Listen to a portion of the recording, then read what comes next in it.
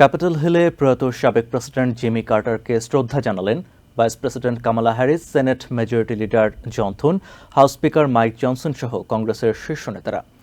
মঙ্গলবার দেশের ৩৯তম প্রেসিডেন্টের জাতীয় পতাকায় মোড়ানো কফিন জর্জিয়ার অ্যাটলান্টা থেকে ওয়াশিংটন ডিসিতে নিয়ে যাওয়া হয়। আমেরিকার জনগণের পক্ষে কার্টারের পরিবারের প্রতি শোক জানান ভাইস প্রেসিডেন্ট। তিনি বলেন, জিমি কার্টার জীবনভর পরিচ্ছন্ন রাজনীতি করেছেন, তার ব্রত ছিল মানবসেবা।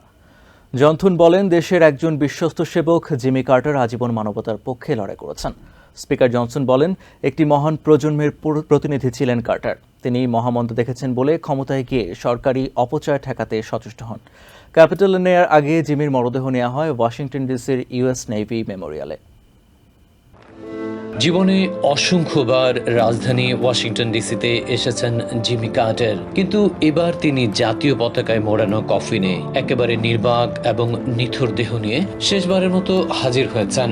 দ্বিতীয় বিশ্বযুদ্ধের মাঝামাঝি সময় নেভাল একাডেমিতে যোগ দিয়েছিলেন জিমি।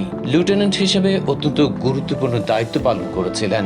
যৌবনের স্মৃতিময় সেই ইউএস নেভি মেমোরিয়ালে তাকে নিয়ে আসা হলে আবেগঘন এক পরিবেশ তৈরি হয়। সারি সারি সেনা সদস্য সামরিক কায়দায় তাদের পূর্বসূরি সহযোদ্ধাকে স্মরণ করেন। এখান থেকে কার্টারের জাতীয় পতাকায় মোড়ানো কফিন মোটর শোভাযাত্রার মধ্য দিয়ে নিয়ে যাওয়া হয় ক্যাপিটল হিলে।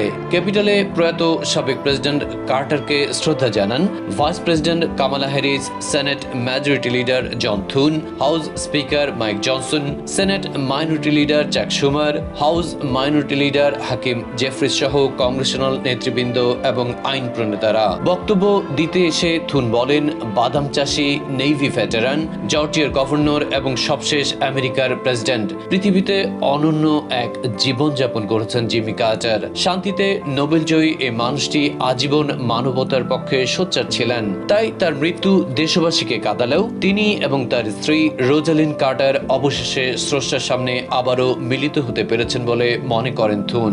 অন্যদিকে স্পিকার বলেন, একটি মহান প্রজন্মের প্রতিনিধি ছিলেন কার্টার। মহা মন্দার সময় তিনি চাষাবাদ করেছেন। সে সময় প্রতিটি ডলার তার কাছে অমূল্য ছিল। তাই তো ক্ষমতায় আরোহণ করে সরকারি অপচয় ঠেকাতে সচেষ্ট ছিলেন তিনি।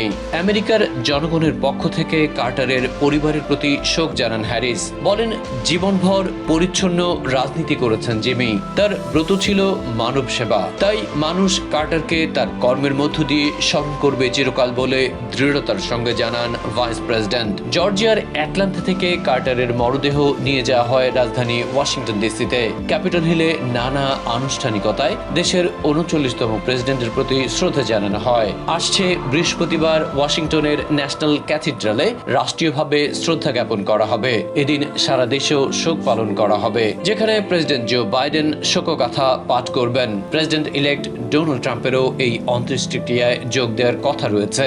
একই দিন জিমি কার্টারকে প্লেইনসে ফিরিয়ে নিয়ে প্রিয় স্ত্রী রোজালিন কার্টারের পাশে সমাহিত করা হবে। Adib Mohammad, TVN 24 news desk.